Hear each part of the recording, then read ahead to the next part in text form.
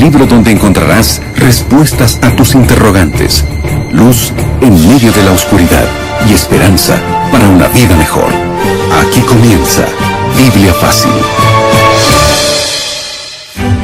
Qué alegría poder saludarte. Está comenzando un nuevo programa de Biblia Fácil. Y desde aquí te felicitamos porque estás en sintonía de este programa. Qué bueno es dedicar un tiempo para poder estudiar la Biblia.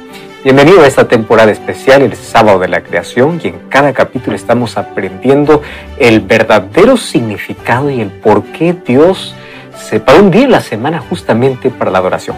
Bienvenido a un nuevo programa, que Dios te siga bendiciendo y bienvenido, Aileen. Pastor Joel, un gusto saludarle y saludar a nuestros amigos que ya van sumándose. Qué bueno es estar juntos una vez más en este espacio para seguir aprendiendo de la palabra de Dios.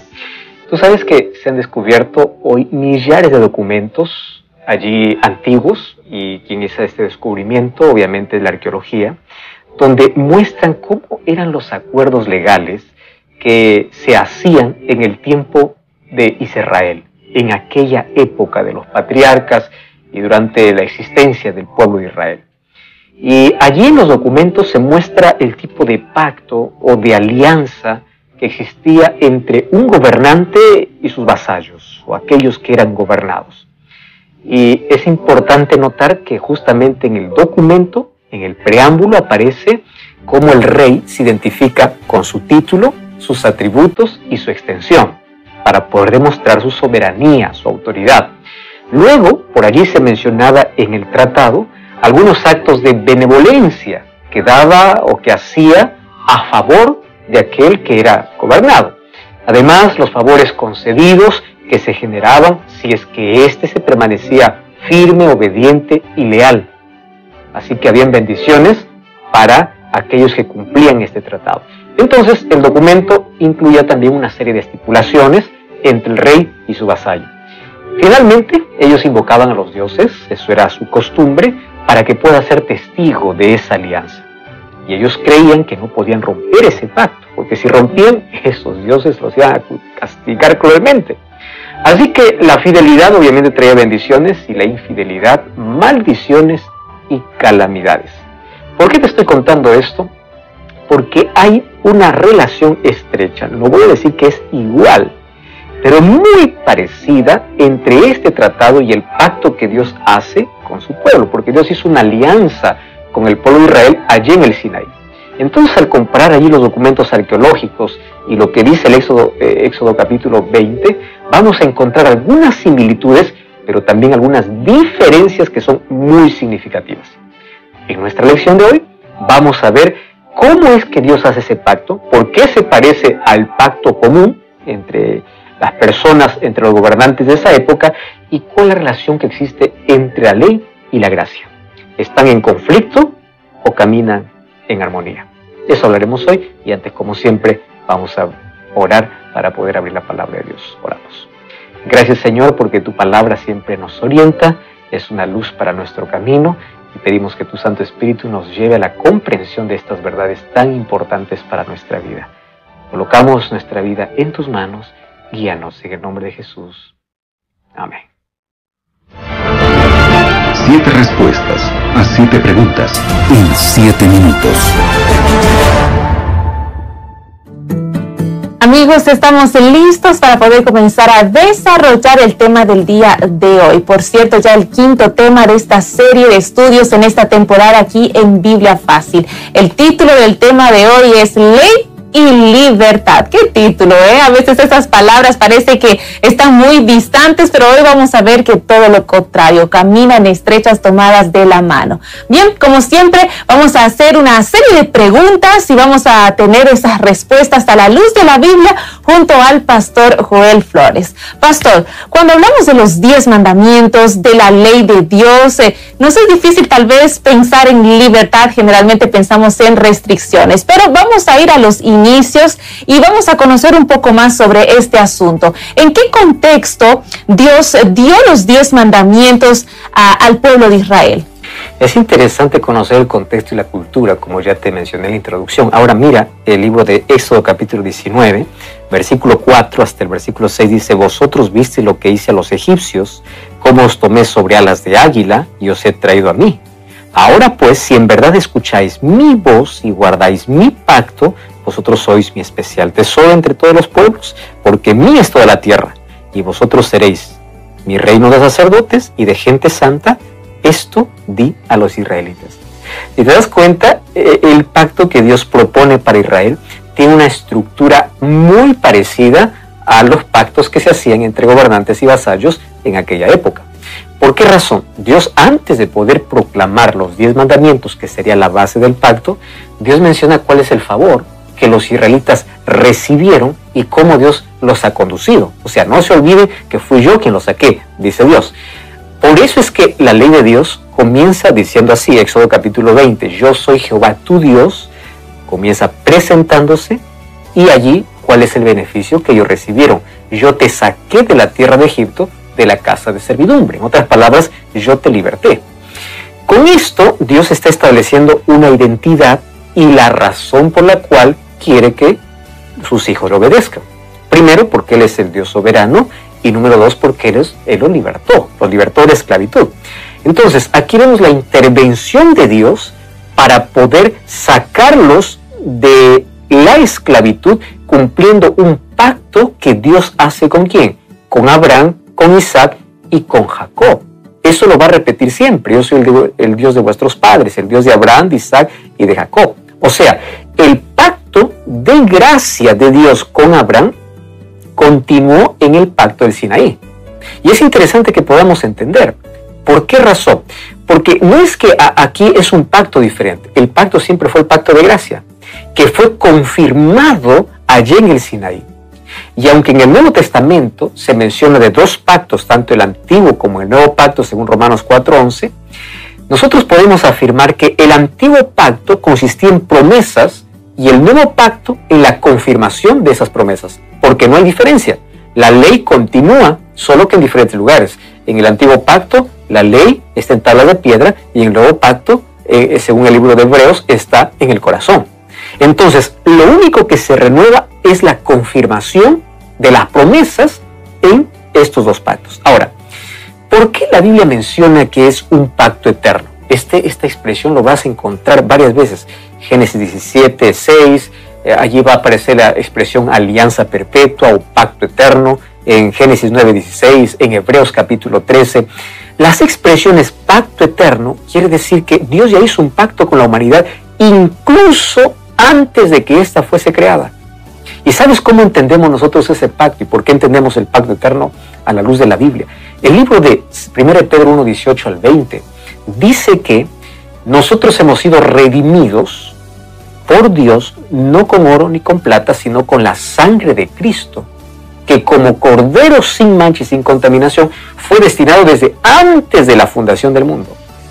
Y esto lo va a recalcar Hebreos, incluso en Hebreos 13:20, cuando dice que la sangre que se derramó en la cruz es la sangre del pacto eterno.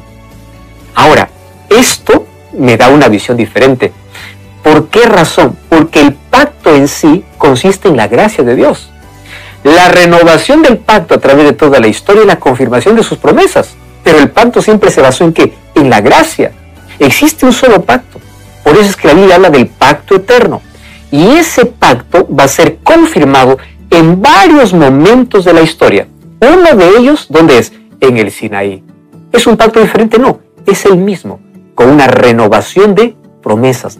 Y finalmente, allí con la venida del Mesías, ese pacto se va a confirmar y ahí aparece el nuevo pacto, no anulando completamente el antiguo, sino renovando las promesas, porque ahora el Mesías, el Cordero de Dios, finalmente dio ya su vida y cumplió la parte del pacto, la primera parte del pacto.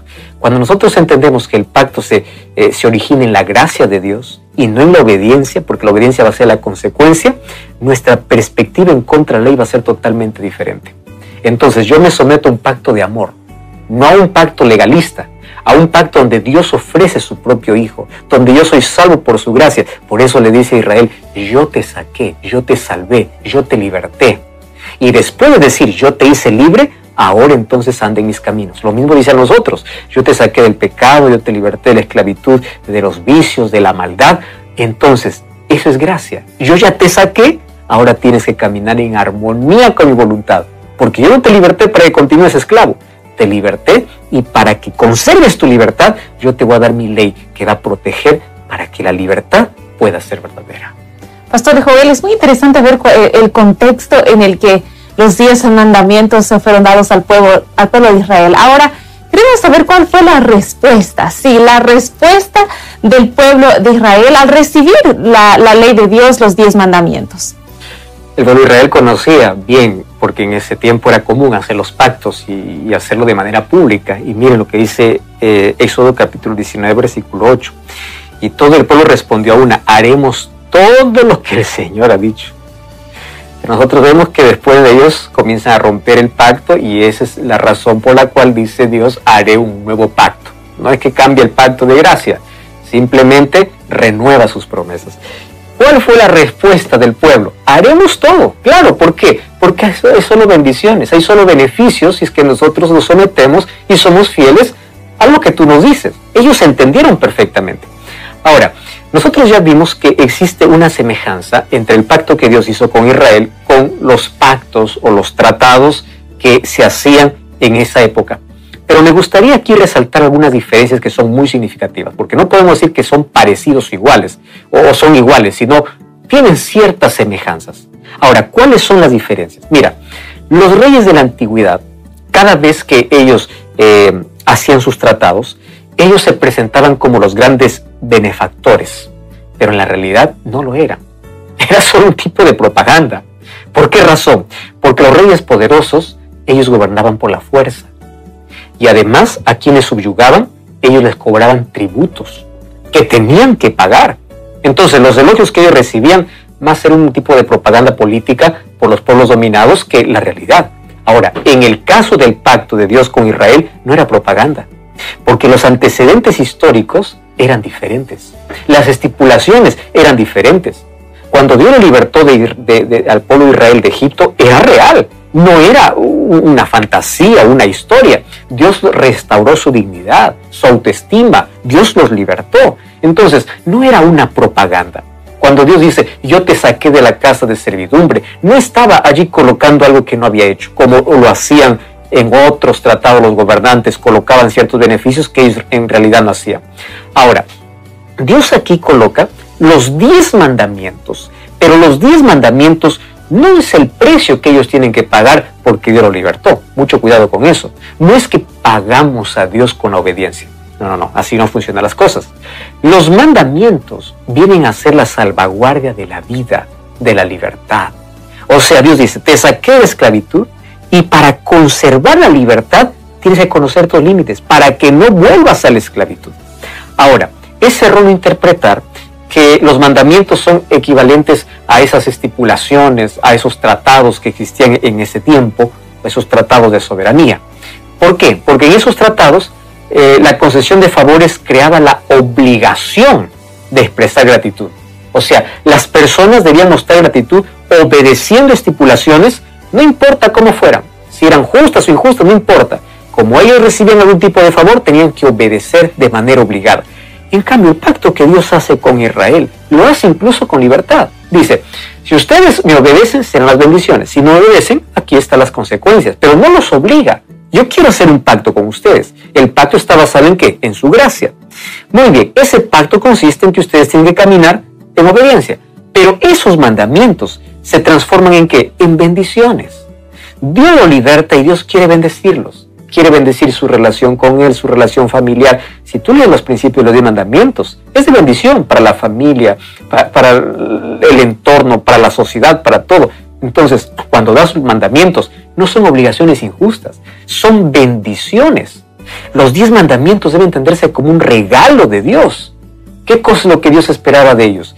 Que ellos puedan ser ese reino de sacerdotes, de esa nación santa. Ellos aceptarían las cosas que tenían que hacer con la misma disposición, con la misma confianza y obediencia que Abraham realizó cuando hizo el pacto con Dios. Y es por eso que el pueblo dice: sí, nosotros haremos todo lo que nos has dicho. Lamentablemente, en la realidad, ellos quebrantaron muchas veces el pacto, mas Dios continuó siendo fiel a pesar de la desobediencia humana.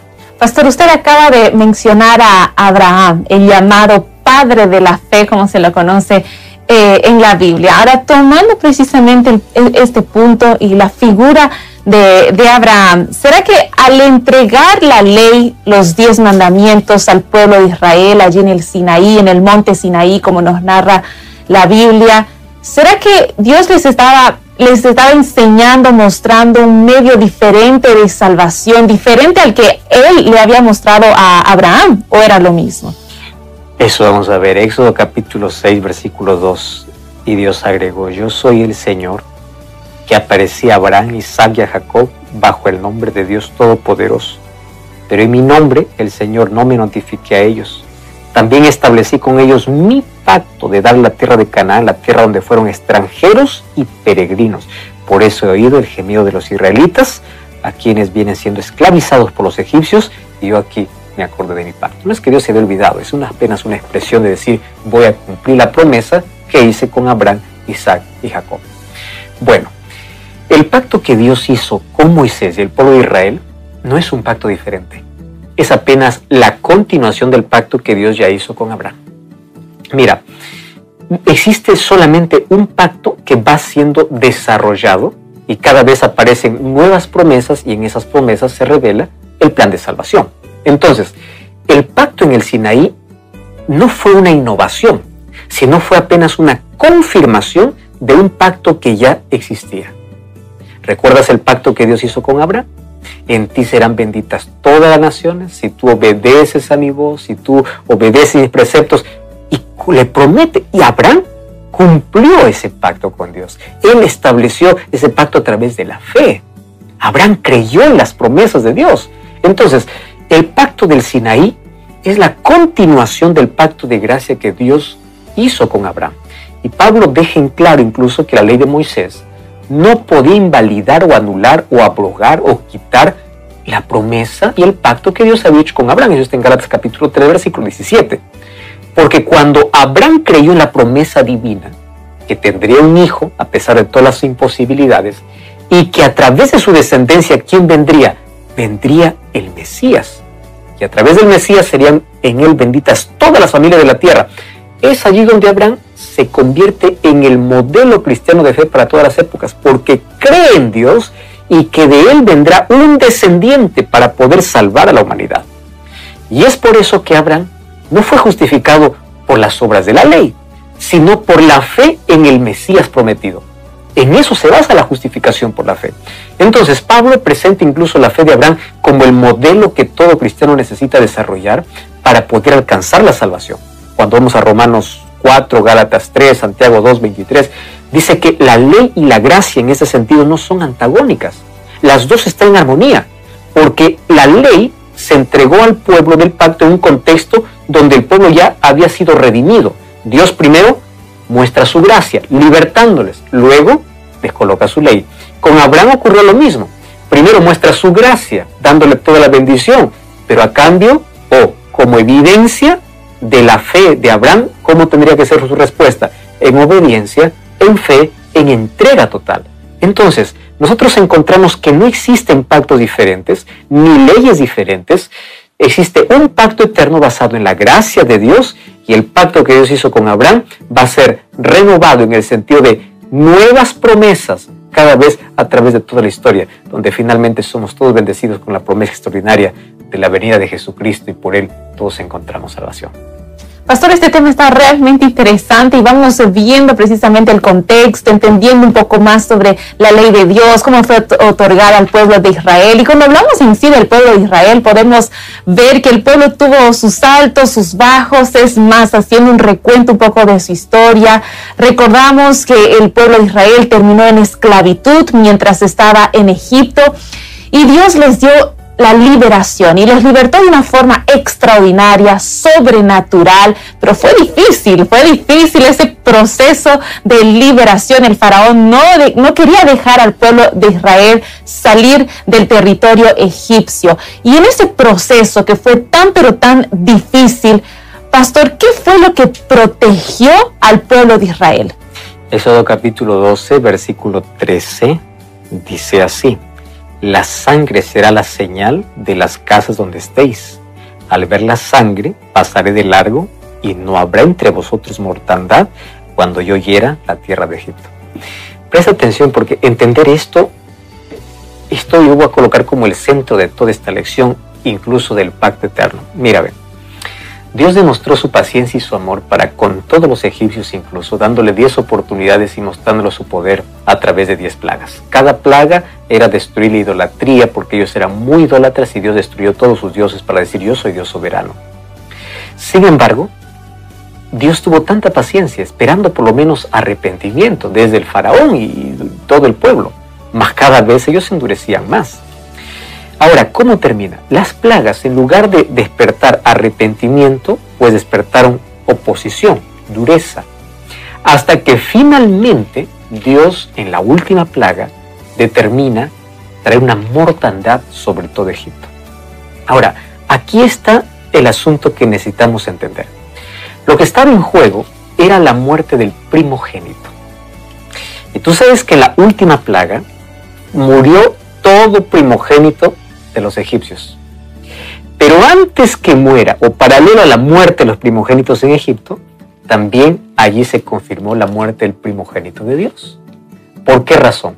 Mientras había mortandad en todo Egipto, alguien moría en lugar del primogénito en Israel. ¿Quién? Un cordero. Ahora, qué impresionante. Dios instruye a los israelitas cómo ellos tienen que prepararse para la salida. Y ellos dicen que un cordero necesita ser muerto. Ese cordero moría en lugar de todo primogénito en Israel. Y esa sangre debían rociar en los dinteles de las puertas para que ese día, cuando pase el ángel que destruía, al ver la señal de la sangre, esa casa tendría protección.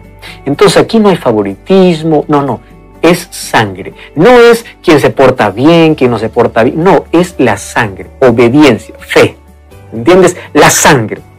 Ahora, ¿qué cosa sucede? La gracia de Dios se manifestó allí en la Pascua. Antes que Dios coloque su pacto en el Sinaí, primero mostró ¿qué cosa? Su gracia. Y su gracia fue mostrada que un cordero moría en lugar de un primogénito. En otras palabras, el pacto de Dios consiste en: yo te ofrezco mi gracia, mi sangre, la libertad, la salvación, yo te liberto y después yo te digo que debes caminar en armonía con mi ley. Primero la gracia, luego la obediencia. Y las dos van en armonía. Gracia y ley nunca estuvieron en oposición, siempre estuvieron en armonía. Entonces en la Pascua vemos la gracia de Dios y en el Sinaí el pacto de Dios a través de los 10 mandamientos. Por eso Hebreos 13:20 dice que la sangre del pacto eterno fue aquello que protegió a los israelitas. Ellos fueron salvos por la gracia antes de recibir la ley. Entonces somos salvos por gracia para luego estar en armonía con su ley. Pastor, seguimos hablando de la ley de Dios, de los 10 mandamientos. Sí, los 10 mandamientos, pero ahora nos detenemos específicamente en el cuarto mandamiento. Pastor, ¿cuáles son las características del cuarto mandamiento que demuestran, podríamos decir, un estatus de sello de la ley de Dios? Hay muchos que no entienden este asunto, por qué el cuarto mandamiento puede ser el sello de Dios. Nuevamente, veamos el contexto. En el tiempo donde Dios hace el pacto con Israel, habían gobernantes que hacían pactos. Dios hace un pacto que tiene algunas similitudes, pero grandes diferencias. Y dentro de ese pacto, Él coloca su sello. Mira, Éxodo capítulo 20, versículo 8 hasta el versículo 11 dice así: acuérdate del día sábado para santificarlo. 6 días trabajarás y harás toda tu obra. Pero el séptimo día es reposo del Señor tu Dios. No hagas ningún trabajo, tú, ni tu hijo, ni tu hija, ni tu siervo, ni tu criada, ni tu bestia, ni tu extranjero que está entre tus puertas, porque en 6 días hizo Jehová el cielo, la tierra, el mar y todo lo que contienen ellos, y reposó el séptimo día. Por eso el Señor bendijo el sábado y lo santificó. Ahora, presta atención. Así como en los tratados de soberanía del antiguo cercano oriente, se identificaba siempre quien hacía el pacto, nombre, título y dominio, así también Dios coloca su sello en su ley, poniendo esas 3 características. Todo sello tenía esas 3 características: nombre, título y jurisdicción o dominio. ¿Cuál es el nombre? Jehová tu Dios. ¿Cuál es el título? Creador. ¿Por qué tienes que guardar el sábado? Primero, yo soy tu Dios. Número 2, yo soy el creador. ¿Y cuál es el dominio? Los cielos, la tierra, el mar y todas las cosas que en ellos hay. ¿Te das cuenta que las 3 características están totalmente notadas en este mandamiento? Y este 4º mandamiento es el único de los 10 donde se encuentra el nombre y el título del legislador. El único que muestra la autoridad de aquel que promulga su ley. Por eso es que Dios lo colocó en el centro y de esa manera establece el pacto.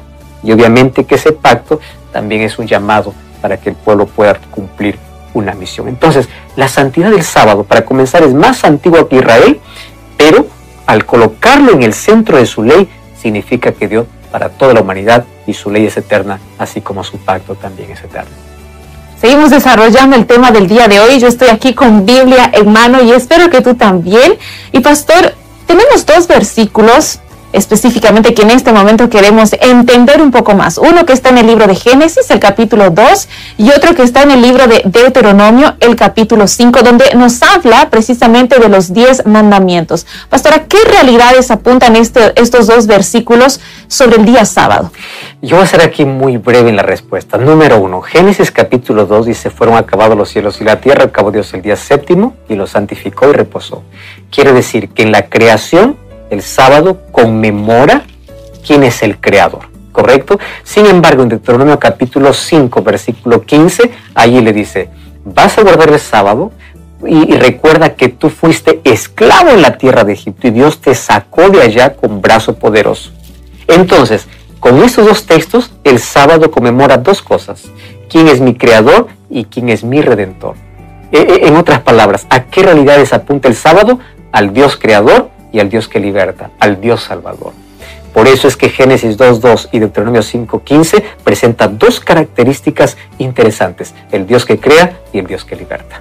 Pastor, una última pregunta antes de finalizar el tema del día de hoy. Yo estoy aquí con la Biblia y simplemente para que podamos todos juntos entender un poco por qué en el libro de Génesis Dios habla de una forma indicativa sobre el día sábado. Pero cuando vamos al libro de Éxodo, específicamente al capítulo 20, donde vemos los 10 mandamientos, Dios habla de una forma imperativa, como que acuérdate, es diferente. Queremos entender un poco más.